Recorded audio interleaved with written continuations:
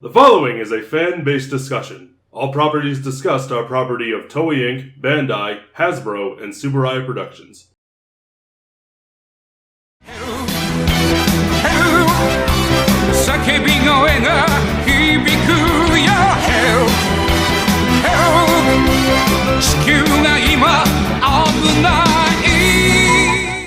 Hello everyone, and welcome back to another episode of Tokucast Reviews, episode number 178.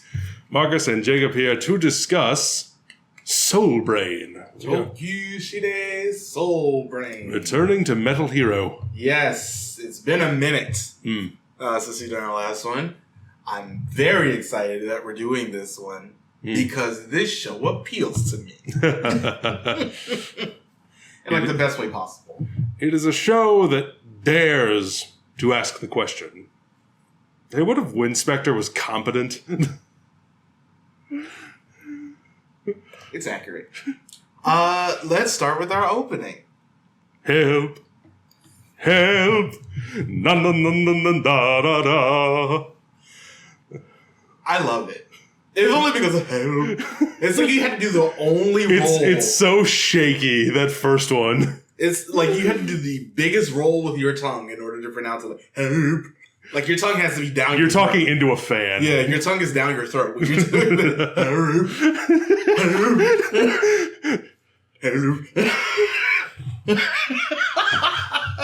Oh my goodness. Help. I award you with 20 comedy points.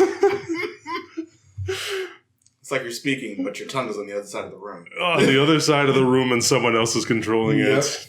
But this show, though, it is my birth year show, along with Jetman. Man, oh man, do I like this show a lot. Okay, wow. I really do. I think it's just because of the fact that, one, there was no Bikel or the other one. Walter from the last show. But because this is part of a trilogy. The Rescue Trilogy. I did not know that going into this. Yeah. When they mentioned Winspector is currently in France doing things, I was like, wait, what? That is not a name I expected to hear. It's number 2 in the trilogy, although the last one is the next one, Excedraft. Excedraft. Very loosely tied to this. It's not until V3 shows up at the end, because he's the commander in this show, that they're really not tying into anything. He played a lot of commanders from the 90s. He was the commander in this, the commander in Winspector, the commander in Excedraft at the end. And he was also the commander in O-Ranger. Jeez. So, the dude was get that work. He was the commander in Jacka. He was just taking command. Yeah, this show is a police procedural. And those speak to me on a whole other, level. I love it. I do. This is Deca Ranger before Deca Ranger for me. Freaking love this show. I just really enjoyed myself. I was thinking while I was watching this, because I did not love this the same way you did, but I liked it. I thought it was all right. I was thinking to myself, okay, I can definitely see the connecting tissue to Winspector. Yeah, I can definitely see it. But what is it in particular that is really making it stand above it? And I was mulling it over. I'm watching the show, seeing how things unfold, and then this is the conclusion I came to. It is a sense of capital D drama. Yeah. This show is very big on dramatic weight, dramatic stakes, characters with very heroic voices doing heroic things, and villains who are evil doing evil things, but it's heightened to a level that can really draw you in. Whereas Winspector was just paste. It was like paste or standing water, just like the flattest of the flat lines. Every episode is dealt with in the same tone. Everything had the same level of stakes. Everything had the same level of dramatic weight, and it never felt like it was reaching the heights that it was this is worth paying attention to. It's just like, I feel like I may as well be watching static. And then you get to this one, and things are happening. Things are happening. They also change up what like the procedural that they're following is enough. Yeah. And there's also I can't help but wonder if someone on the writing staff was going through some sort of issues with their family around this time, or was going through some sort of issues with their kids, because the first episode, but throughout the show, there are moments and scenes of like our victim du jour is a parent of some sort or a kid of some sort who is either estranged from their parents or their parent is like embroiled in some sort of scheme. And our heroes have to, work together to undo whatever the mess is. Solve the crime. Beat the villain, take the perp to justice, which usually amounts to shooting them with lasers. Yeah, sure. But to be fair, at least they arrest a lot of people in the show. Also true.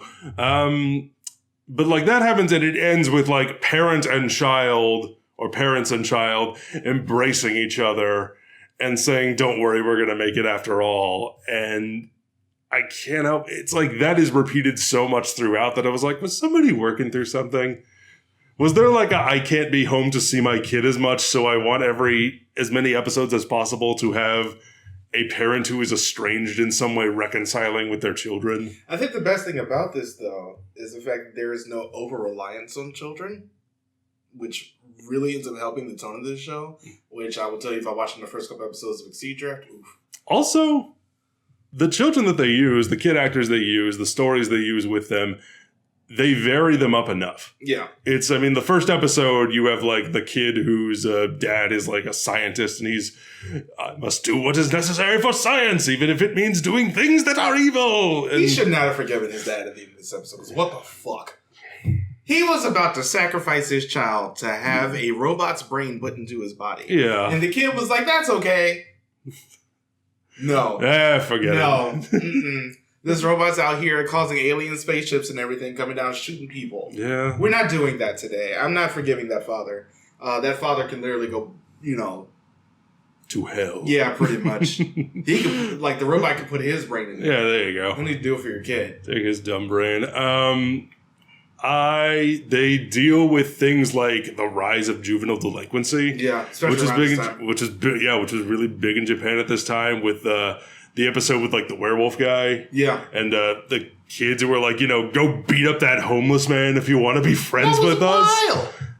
That was insane. I was like, oh, we're going there. Yeah. And we see those kids like actively. It's like, oh, you're not going to beat him up. Well, then we'll do it. And then he tries to stop them, and then they start beating him up, and then the guy turns into a werewolf and scares him off because of very, very bad genetic things that they were doing at this guy's lab. Yeah. Genetic unethical experimentation on humans, which happens quite a bit in this show. It happens a lot in this show. I will say one of the things there were very few things I was just like not a fan of, like very few. There's that one with the proto Soul Braver suit, which like has a good setup. Mm-hmm. The problem with it is the end, where like you have the two Bravers fighting in there, and the proto Braver suit like overheats and almost kills the guy after they've been fighting for pretty much the entire episode. And then it's just like, this guy is super selfish and won't do really anything to save anybody. Mm. But then, like, the building is coming down. There are a whole bunch of fires in the show because there's a lot of fires and it's a lot of like fireballs and explosions, like a lot of like gasoline fires that were I hope like controlled through like wires and whatnot. Yeah. And they have like a whole thing to actually put out those fires. Mm. The problem with this particular episode, though, is like after they end up getting the guy out, there's a random little girl just in the building. Yeah, why Wasn't not? there throughout the rest of the episode. She's just cute little girl on trike. And I'm just like, how, why, who, and what's the point? I mean, you got to ride your strike somewhere. I mean, I guess probably just to show the guy that, you're supposed to go and help people. That's the point of the suit. And that's the point of Soul Braver. That's the point of being who you are. But it really halted the momentum of this episode, where it really should have just focused on him the entire time and like showed him the wrongs of what he was doing in another way. But this little girl just shows up randomly and just like, why, who? Anyway, that's really my only issue with the show is that one episode. It's like, oh, it has such a good premise. This guy's going around like injuring people and hurting people with the Proto Soulbrain suit. Mm-hmm. What would happen if the Soulbrain suit was used for evil? Yeah, it's just like it feels like a little bit of That's probably my only misstep in the show. Just that episode because of that little girl being there. Did you have a favorite episode? Yes, it's the one with Soul John and her childhood friend who's like addicted to drugs.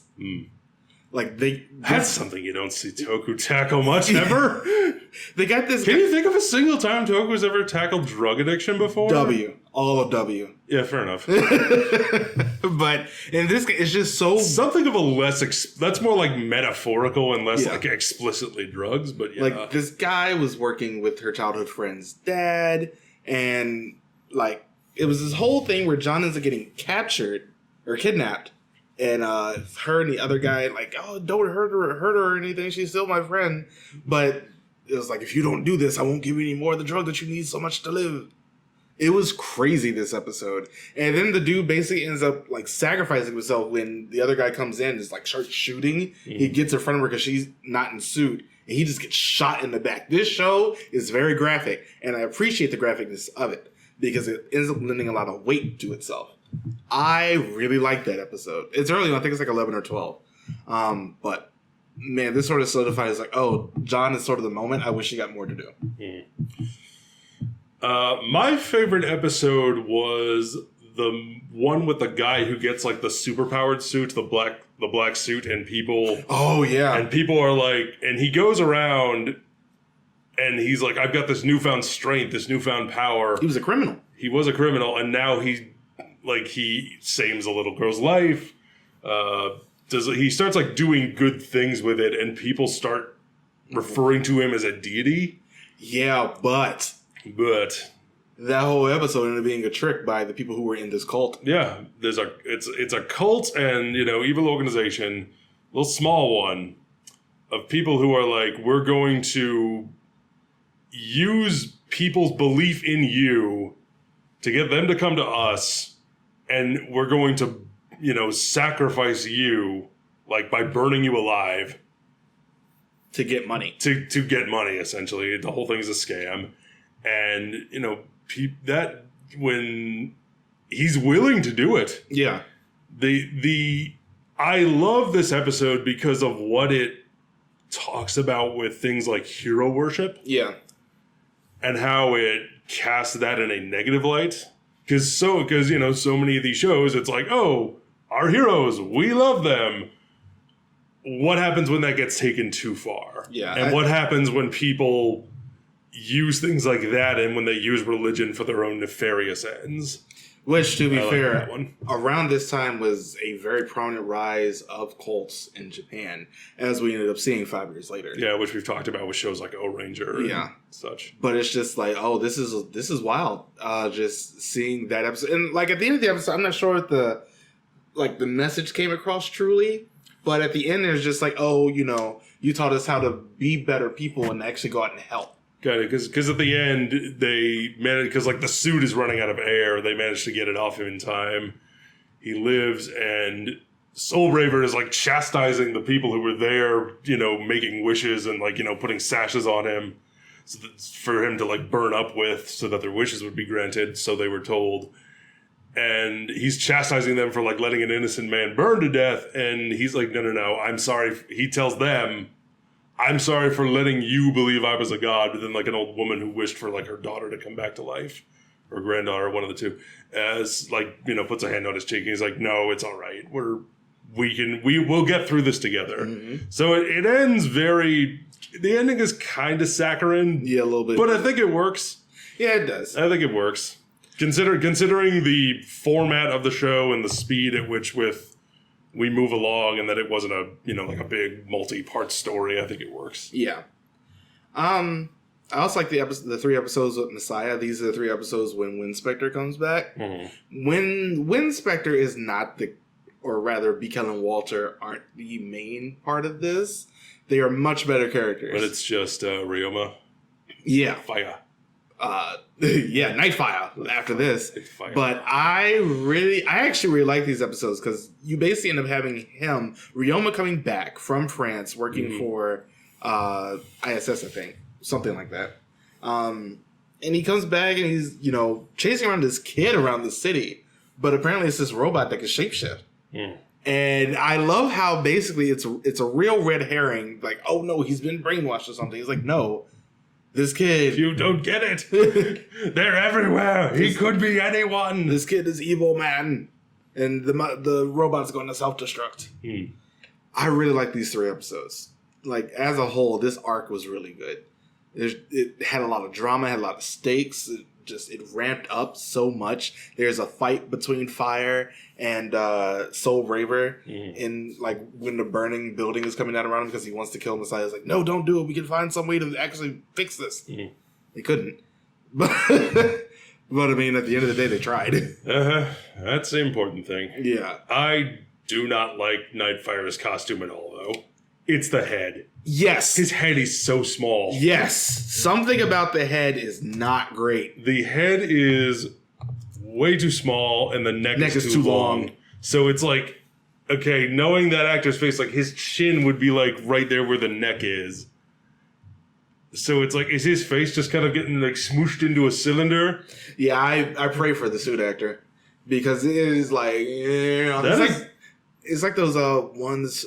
Sometimes you end up seeing like African documentaries and things, people with the rings around their neck. Yeah. And it's pretty much just like that. Like the dude's neck is about 5 feet. The thing is with that though is that like they add them over time so like your body gradually stretches with it. And then in this it's just like yeah.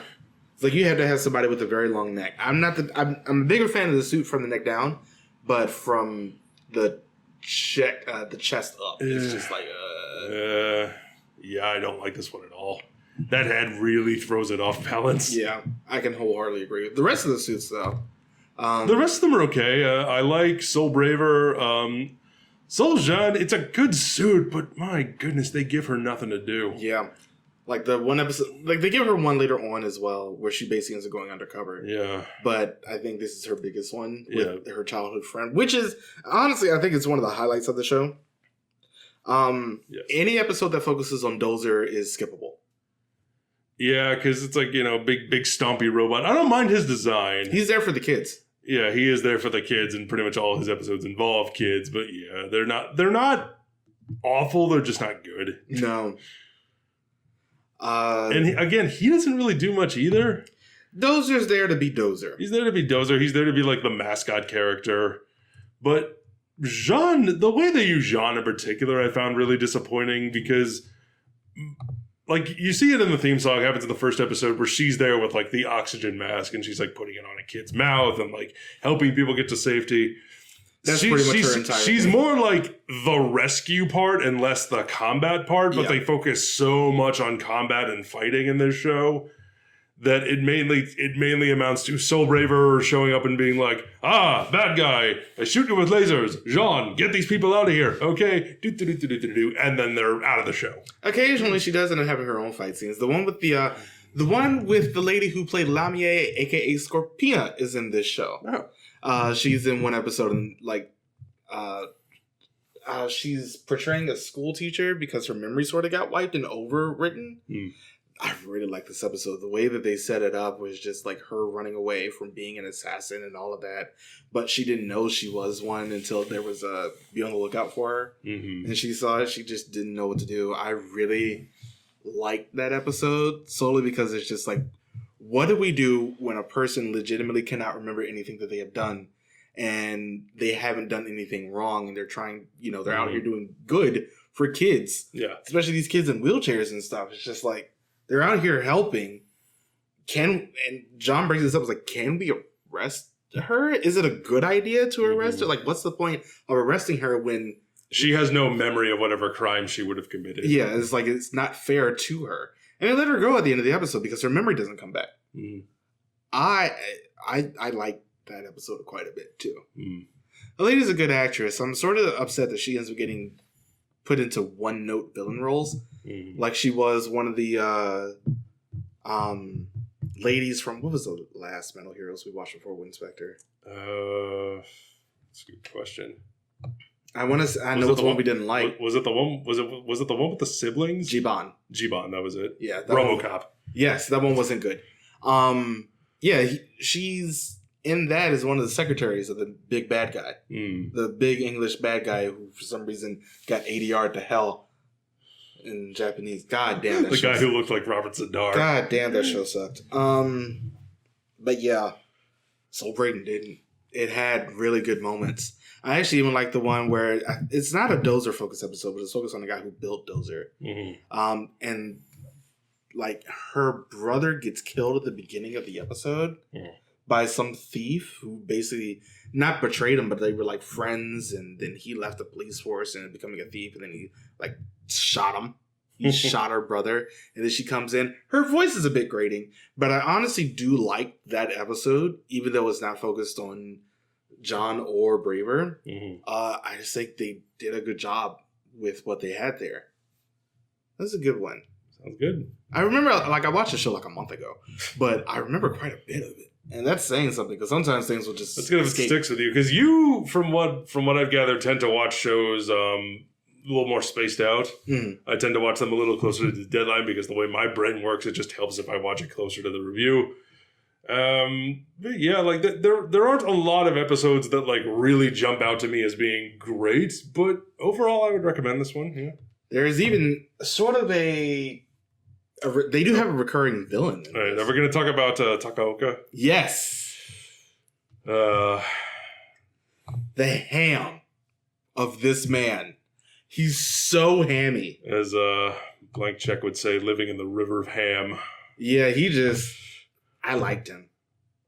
Like, he only shows up like 6 episodes, but man, does he hold a grudge. Only towards the end. Does he hold a grudge. And every time he comes in to fight our heroes, he gets lowered in from the ceiling because he's connected to a computer.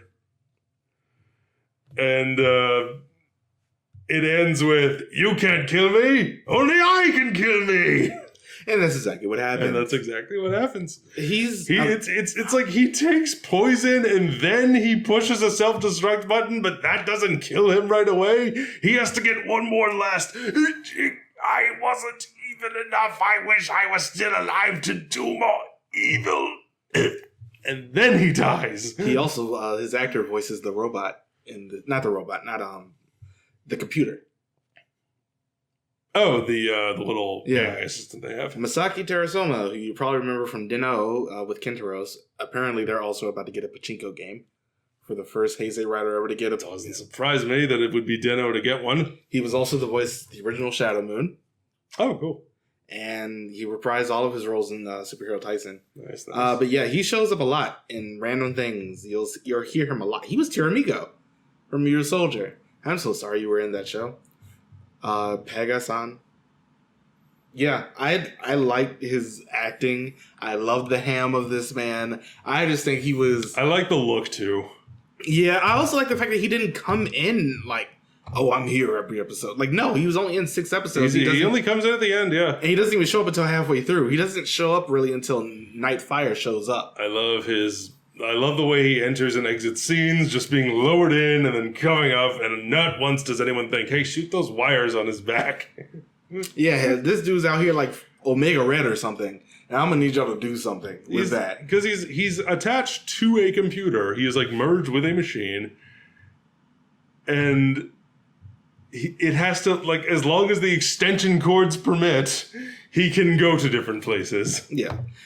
We haven't really talked about But only if I can enter from the ceiling. Why wouldn't you? If you had the ability to, why not? We haven't really talked about Daiki as much, or the commander, whose page I will get up in just a second. But yeah, let's talk about Daiki, Soul Braver. I like lead. Him. Yeah, he's all right. Yeah, he's a good lead. He has loves popped collars and straight shoulders. Oh man, the early 90s. It's very early 90s with the collars and like the shoulder designs on his clothes that are just like voomf. And then like halfway through the show, right angles, he ends up getting a different suit. He ends up getting like a white one for a little bit. Yep. He literally did the black to black RX just halfway through the show. But yeah, I like him. I like how, very go get. One of my favorite episodes with him is the one where like these people are doing crimes but they're asleep, and he ends up getting trapped by the guy who was not Mazinda, not BS, Dr. Obular from Live Man. All three of them show up in this show at some point. BS was in this? No, not BS. Oh. Mazinda, the one who was... Go?